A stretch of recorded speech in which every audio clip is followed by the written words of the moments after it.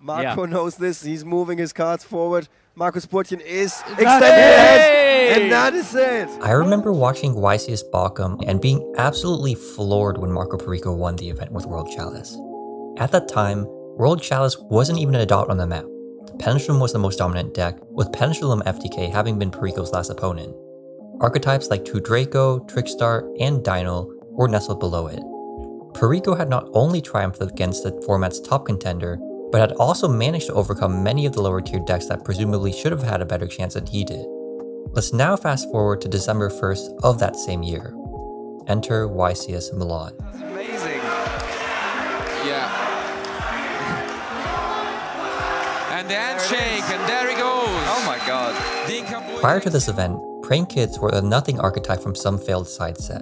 If you look at the top 32 breakdown, Din was quite literally the only Prank Kid player in the running. And yet he managed to prevail in a Sky Striker and Thunder Dragon dominated format. Of course, this was in part because Prank Kids hadn't yet been discovered as a highly regarded threat in the metagame. Even so, for this one instance, they were an outcast. Why do I bring these two major tournaments up? Well, they were won by rogue decks of their specific time. Rogue decks are decks in card games that don't always follow trends in a set metagame. You've probably faced at least one at some point in your career to some capacity. Many players, competitive and casual alike, cherish and or look up to rogue decks. Some players flock to them as a norm irrespective of whatever format is underway. Why is this the case? Well, in order to answer this question, a while back I ran a poll on my channel's community tab to get some opinions. Alongside some personal speculation, I've devised 4 major reasons to explain this phenomenon. Let's start with the first. The reason that received the most votes on the poll, and a reason that I can agree with, is the concept that succeeding with Rogue serves as an engaging challenge for players. Again, per the definition of Rogue, these are decks that are underrepresented in a given format, or just underrepresented always. And there's cause for this. A lot of Rogue decks have flaws in their composition. Typically, a deck needs consistency, flexibility, and a strong win con in order to perform well. If you look at a deck like Tearlament, for example, that deck dominated its respective formats since it could not only always get its engine going, but could also alter its combos whenever the situation merited it, and could put out some insane boards on top of that. Rogue decks may lack some component of this. Maybe they can't always pop off, maybe their strategy is too linear and predictable, or maybe they just falter whenever they reach the finish line. This creates a scenario where, should anyone actually win with Rogue, it feels like a momentous accomplishment. Not only do you need to figure out the optimal way to build your deck to patch up its weaknesses, but you have to perform at your absolute best to make sure you can reliably progress through a tournament. After all, any mistake for a Rogue deck hurts so much more than it can for meta decks at times. Think about that one time where maybe you activated your Nation effect too early and it cost you the entire game. Going back to YCS Bochum, imagine how crazy it must have felt for Marco to have prevailed through what, 10 to 12 rounds of Swiss and Top Cut with a deck that wasn't even on the radar? Sure, you can argue that some luck was involved, but luck only gets you so far at times. If you actually go check out Marco's deck profile from all those years ago, you'll notice his specific meta calls and knowledge about the deck comfortably enabled his success.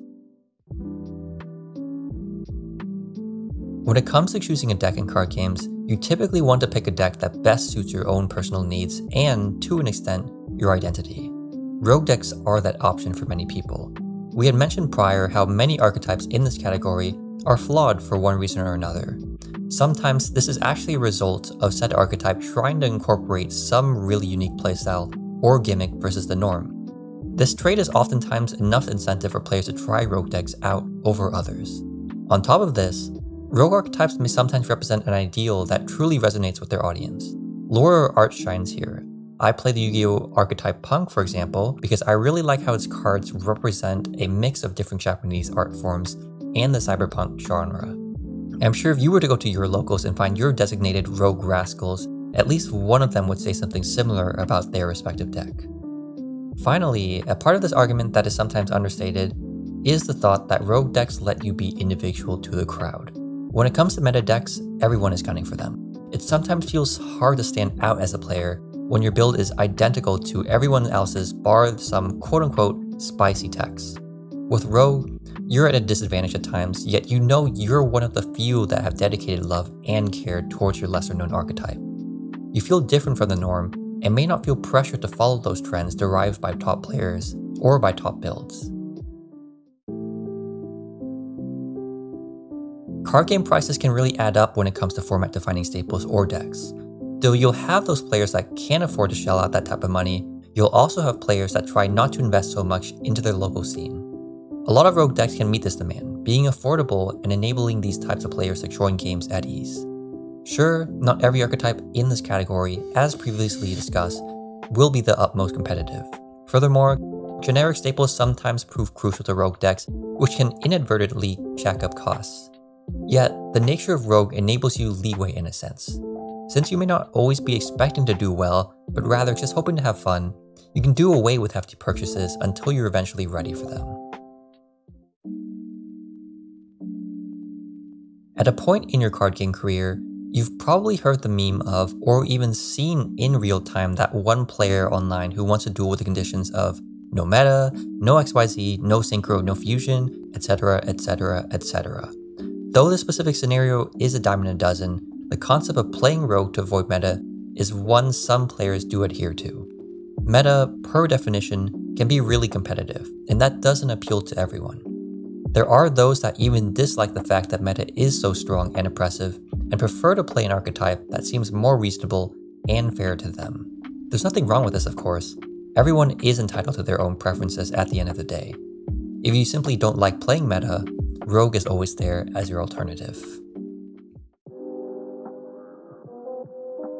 Rogue decks mean a lot for the player base. For some, they're a call to action, for some, they're a means of self-expression, and for some, they're an escape from the occasional downsides of the upper echelon of competitive play. Regardless of why you play Rogue, we can at least acknowledge that this type of playstyle is a staple in any card game out there. Now, I'm sure there are details I missed here or there, and or overarching points that could be brought up on the topic. If you catch anything of the sort, please let me know in the comments below. Remember to like and subscribe if you enjoy this type of content and want me to make more. Otherwise, this is why you play Rogue decks.